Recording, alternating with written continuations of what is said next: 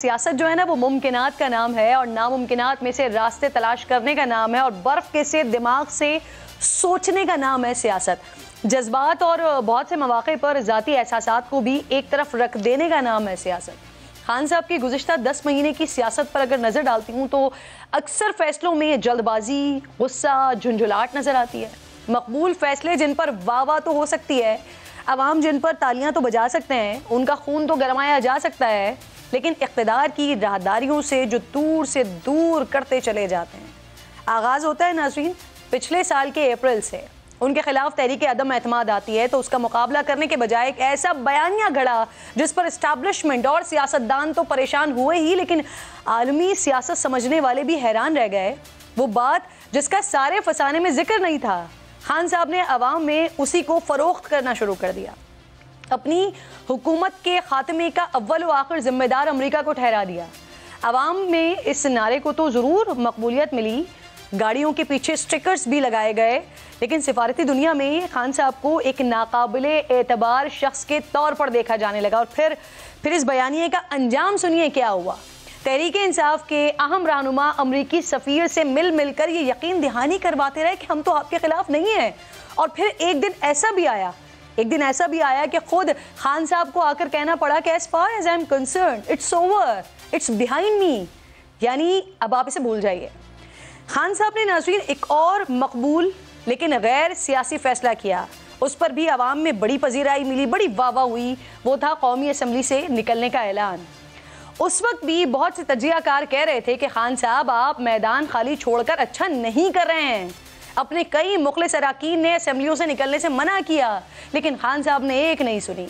पर यहाँ भी वक्त ने साबित कर दिया कि खान साहब का ये फैसला आवाम में तो मकबूलियत के लिए बड़ा अच्छा था, लेकिन सियासी लिहाज से उन्हें शदीद नुकसान पहुँचा दिया। आज सूरत हाल ये है कि खान साहब असम्बली में वापस आने के लिए तगोदौ कर रहे हैं। कभी स्पीकर हाउस के सामने एहतजाज करते हैं, कभी इलेक्शन कमीशन के दफ्तर के चक्कर लगा रहे हैं, कभी आला अदालतों के दरवाजे पर दस्तक दे रहे हैं, सिर्फ इसलिए कि हमें असम्बली में वापस आने दे दिया जाए। उस असम्बली में जिसे उन्होंने खुद लात मारी थी। खान साहब ने एक और मकबूल फैसला किया, पंजाब और खैबर पख्तूनख्वा की असम्बलियों की तहलील का फैसला। पाकिस्तान तहरीक इंसाफ की जो अक्सरियत थी ना, उनकी राय थी कि असम्बलियाँ तहलील नहीं की जानी चाहिए। उनके अपने ही वजीर आला चौधरी परवेज इलाही आखिरी दिन तक उसके मुखालिफ रहे। चौधरी मोनिस इलाही ने खान साहब को खबरदार भी किया कि अगर असम्बली तोड़ दी तो फिर बड़ी मार पड़ेगी, लेकिन खान साहब ने अपने ही हाथों अपनी हुकूमतें गिराने का कारनामा अंजाम दिया। अंजाम क्या हुआ? खैबर पख्तूनख्वा में अपोजिशन का दिया गया नाम ही बतौर निगरां वजीर आला आ गया। पंजाब में उनके बकौल उनके सबसे बड़े दुश्मन मोहसिन नकवी निगरां वजीर आला बन गए। उनकी हुकूमत जाते ही करीबी साथी फवाद चौधरी धर लिए गए। खुद उनके अपने ऊपर गिरफ्तारी के बादल मंडरा रहे हैं। जमान पार्क से केपी पुलिस और बनीगाला से इस्लामाबाद पुलिस हटा दी गई है। शायद यही वो हालात हैं कि जिनकी वजह से चौधरी परवेज इलाही और खान साहब के ही वजीर दाखिला ब्रिगेडियर एजाज शाह साहब कहने पर मजबूर हुए हैं। सुनिए जरा।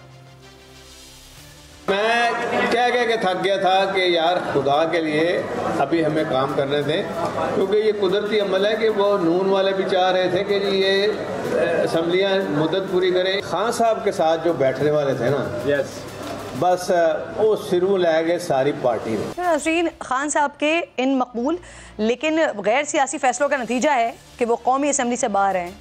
इस्टेब्लिशमेंट के साथ रिश्ता नाता टूट चुका है। खैबर पख्तूनख्वा और पंजाब हुकूमतें अंजाम से दो चार कर चुके हैं। पाकिस्तान के सबसे बड़े सूबे में उनके बकौल उनके सबसे बड़े मुखालिफ निगरां वजीर आला बन चुके हैं। पूरे मुल्क में वक्त से पहले इंतखाबात चाहते थे। 2 सूबाई असम्बलियाँ तोड़कर वहाँ भी उन्हें इंतखाबात होते तो दिखाई नहीं दे रहे हैं। खान साहब को खुदा लंबी ज़िंदगी अता करे। इस वक्त हालात ये बन गए हैं कि उन्हें अपनी ज़िंदगी से मुताल्लिक़ ख़तरात नज़र आ रहे हैं और अब वो इल्ज़ाम लगा रहे हैं कि उन्हें ख़त्म करने के लिए दहशतगर्द तंजीम को पैसे दिए गए हैं। प्लान सी बना है, आसिफ जरदारी इसके पीछे है। सिंध हुकूमत से जो पैसा लूटता है, ये पैसा इसने लगाया है एक दहशतगर्द तंजीम को, इसने पैसा दिया है। सहूलतकार इसमें ताकतवर एजेंसी के लोग हैं जो ये मिलके 3 तरफ ये फैसला हुआ है और इन्होंने अगली वारदात करनी है। केयरटेकर गवर्नमेंट हमारे बदतरीन मुखालिफ को वहां बैठा दिया, यहां भी और पख्तूनख्वा के अंदर भी। आइन बड़ा क्लियर है कि 90 दिन में इलेक्शन होने हैं, इसमें कोई गुंजाइश नहीं। और जो नहीं करवाता आर्टिकल 6 ये सीधा है। ये गवर्नमेंट पूरी तरह कोशिश कर रही है कि इलेक्शन ना हो। तो खान साहब सियासत जो है ना वो मुमकिनात का नाम है और अभी वक्त गया नहीं है। आप ही कहते हैं खान साहब के यू टर्न तो अच्छे होते हैं, तो अपने मकबूल फैसलों पर यू टर्न लें खान साहब, हकीकत की दुनिया में आए। यकीनन ये आपके लिए भी और स्पेशली मुल्क के लिए भी, दोनों के लिए अच्छा होगा।